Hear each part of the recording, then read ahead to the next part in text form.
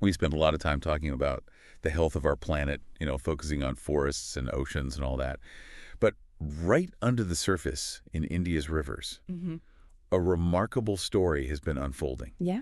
And the country's first comprehensive survey of its river dolphins has just been released by the Prime Minister himself. Right. And the findings are, well, pretty eye-opening. They really are. So today we're taking a deep dive into the results of this survey on Gangetic and Indus River dolphins to understand what this groundbreaking survey means for these fascinating creatures and the health of India's rivers. Absolutely. We'll be looking at the data from the survey itself to kind of get a better grasp on what's happening beneath the surface. Yeah. Okay, so let's unpack this because the initial numbers paint a really contrasting picture. Right. We're looking at an estimated average of 6,324 Gangetic dolphins. Okay. Across the surveyed rivers. That might sound like a reasonable number at first glance. Yeah. But then you see the figure for the Indus River dolphin, just 3 individuals found in the Beas River in Punjab. Oh, wow. That stark difference really jumps out at you. Yeah. And begs the question, why such a huge disparity? It's what's immediately striking is this massive gulf between the two species. Right. And this survey isn't just about numbers. It's really telling this tale of 2 rivers. Yeah. One offering a precarious foothold, and the other facing near extinction in this particular region. Yeah. The relatively higher number for the Gangetic dolphin, it gives us this crucial starting point for understanding their current status. Yeah. But those 3 Indus River dolphins in the Beas, that's a major red flag. Yeah. It highlights the incredibly fragile state of that population. Yeah. And this being the first comprehensive survey, that's key. Yeah. It provides us with that essential benchmark to track how these populations change in the years to come. So this wasn't just a few people paddling down a river and counting fins. This survey sounds like a significant and complex undertaking. Absolutely. It spanned from 2021 to 2023. Right. Covering the massive Ganga and Brahmaputra river basins, plus that critical stretch of the Beas River. I was looking at the distances involved here. Right. It's over 7,000 kilometers of the Ganga and its tributaries alone. Wow. Just the scale of this effort is pretty impressive. It truly was a monumental effort, to give you an idea. They covered 28 different rivers by boat. Wow. And an additional 30 by road. Okay. Systematically working their way through these vast and often challenging river systems. Yeah. Beyond the Ganga and its extensive network of tributaries, they also surveyed over 1,200 kilometers of the Brahmaputra system and that vital 101-kilometer stretch of the Beas. Yeah. This broad geographic coverage is what makes this survey so incredibly valuable for understanding the overall picture. Right. Now, you can imagine trying to spot a dolphin in often murky river water isn't the easiest task. No. These dolphins are known for their brief appearances at the surface. Yeah. We're not talking about spotting a herd of elephants on a savanna here. No, it's very, very different. So how did they overcome that challenge? The survey teams were very aware of the challenges posed by the often turbid waters. Yeah. Dolphins typically surface for a very brief average of just 1.26 seconds. Wow. And can then stay submerged for a surprisingly long average of 107 seconds. That's amazing. Yeah, it's really quite remarkable. This fleeting time at the surface naturally leads to what they call observer error. Right. The risk that a dolphin is there but simply isn't seen during that tiny window. Yeah. And then there's also availability error, the possibility that dolphins within the surveyed area might not surface at all during the specific observation period. So how did they even begin to get accurate counts with those kinds of challenges? Just having someone on a boat trying to tally sightings sounds prone to error, as you said.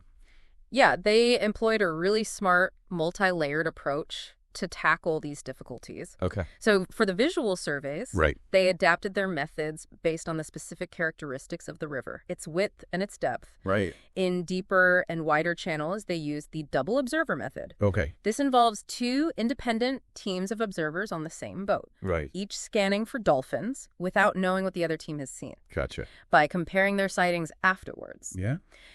They can get a more reliable estimate and also account for dolphins that might have been missed by one team but spotted by the other. Oh, that's clever. For narrower channels. Right. They utilized tandem and single boat methods. Okay. Which are more suitable for those conditions. Right. Crucially, they maintain a consistent boat speed of 8 to 10 kilometers per hour. This was to minimize the risk of counting the same individual dolphin multiple times. Like a dolphin photo dump. Exactly, as the boat moved along the river. You mentioned they used acoustic surveys, too. Yeah. That sounds like a completely different way of seeing these animals. It is. Tell us more about that.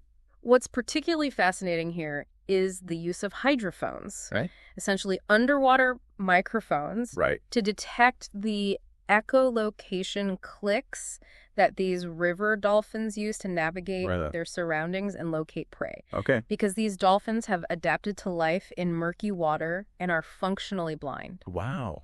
They rely heavily on the sixth sense. That's fascinating. They emit sound waves. Yeah. And by interpreting the echoes that bounce back from objects, fish the riverbed other dolphins, they create this kind of sound map of their world. Wow.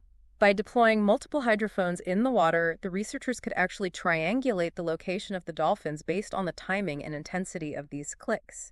Oh, wow. So they're using the sound to actually pinpoint where the dolphins are. Exactly. That's incredible. This acoustic data provides a really valuable complement to the visual sightings. Right. Acting as another independent source of information. Yeah. And helping to reduce the reliance solely on what the observers could see. So they're not just counting who they see, they're also listening to who's there but might be staying underwater. Exactly. That's a really ingenious approach. This combination of looking and listening significantly enhances the accuracy of their population estimates. The survey also identified hotspots and cold spots for dolphin populations. Right. For you, the listener, think of it this way. Some stretches of river seem to be a dolphin haven, while others not so much. Yeah. So tell us about these areas. Hotspots are areas where the survey found a high density of dolphins, indicating that the habitat conditions there are likely quite favorable for them. Right. Cold spots, on the other hand, are areas where dolphin presence was very low. Okay. Or even completely absent. Ultimately, what this distribution tells us is that the dolphins are incredibly sensitive indicators of the health of their river environment. Yeah. The hotspots are where the rivers are, relatively speaking, doing better. Right. And the cold spots are stark warnings of ecological degradation in those areas. So where are these dolphin party places, these hot spots where they seem to be thriving? Well, Uttar Pradesh showed the highest overall estimated population of Gangetic dolphins. Okay. With 2,397 individuals and an encounter rate of 0.62 dolphins per kilometer. Wow. But Bihar really stands out with the highest encounter rate, a remarkable 1.62 dolphins per kilometer. Wow. This higher density is likely due to a combination of factors, including the generally deeper river channels found in Bihar and the presence of several major river confluences, where tributaries like the Gagara, Gandak, Kosi, and Sun rivers join the main Ganga. These confluences often create more diverse and productive habitats, potentially offering better food sources and more suitable shelter for the dolphins. Yeah. There are even specific stretches within Bihar that are incredibly densely populated, such as the Chasamanahar area, with an encounter rate of 2.2 dolphins per kilometer, and the stretch from Manahari to Rajmahal, which boasts the highest density recorded in the entire survey at 2.75 dolphins per kilometer. Wow. So Bihar really seems to be a crucial stronghold. Yeah, it seems to be. For these Gangetic dolphins. Yeah. But then on the flip side, we have the cold spots. Right. The areas where the dolphins are struggling, vanishing, or were simply not found. Yeah. Where are these areas of concern that the survey highlighted? The Ganga River itself has some particularly concerning cold spots. Right. The 366-kilometer stretch between Narora and Kanpur stands out with an extremely low encounter rate of just 0.1 dolphins per kilometer. To almost none. Yeah, very, very low. Yeah. Within this larger stretch, the area around Forkabad and Kanauj was also identified as having critically low dolphin numbers. Wow. Beyond the Ganga, other significant cold spots include the Yamuna River in the Kaushambi-Chitrakoot region, the Sharda River in Pilibhit, the Rapti River in the Balrampur-Siddharth Nagar area, and the Barak River in Assam. Wow, that's a lot of rivers. Yeah. With low numbers.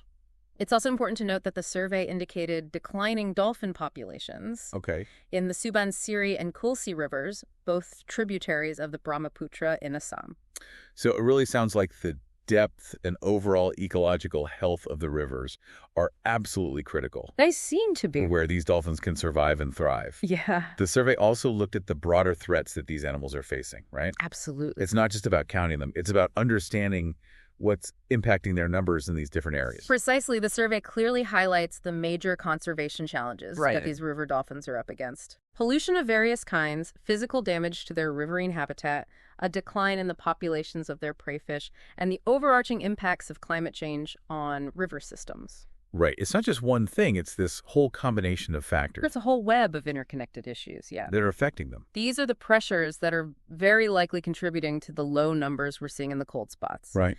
And affecting the overall health and distribution of dolphin populations. Yeah. It's a sobering reminder that while both the Gangetic and Indus River dolphins are granted the highest level of legal protection in India under the Wildlife Protection Act of 1972, these significant threats unfortunately persist. Yeah. The findings of this comprehensive survey really underscore the urgent need for effective and targeted conservation actions to address these ongoing issues. And just to bring it full circle for you, the listener, regarding the Gangetic dolphin numbers across different states. Okay. Uttar Pradesh has the highest estimated population with 2,397 individuals. Okay. Followed closely by Bihar with 2,220. Right.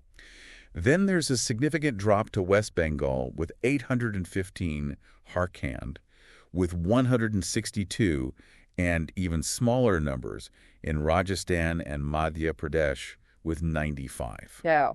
And then, of course, Punjab with those three individuals, which, as we discussed, are the critically endangered Indus River dolphins found in the Beas River. Yeah. This state-by-state picture really helps illustrate their distribution across the region. It does. And where conservation efforts might be most urgently needed to each species. Those state-wise figures provide a really valuable overview and can be instrumental in guiding the allocation of resources and the focus of conservation strategies in specific regions where the dolphin populations are either the highest or conversely the most vulnerable. Right. The confirmed presence, however small, of those 3 Indus River dolphins in Punjab is also significant, as it indicates their continued, albeit very precarious existence in that part of their historical range.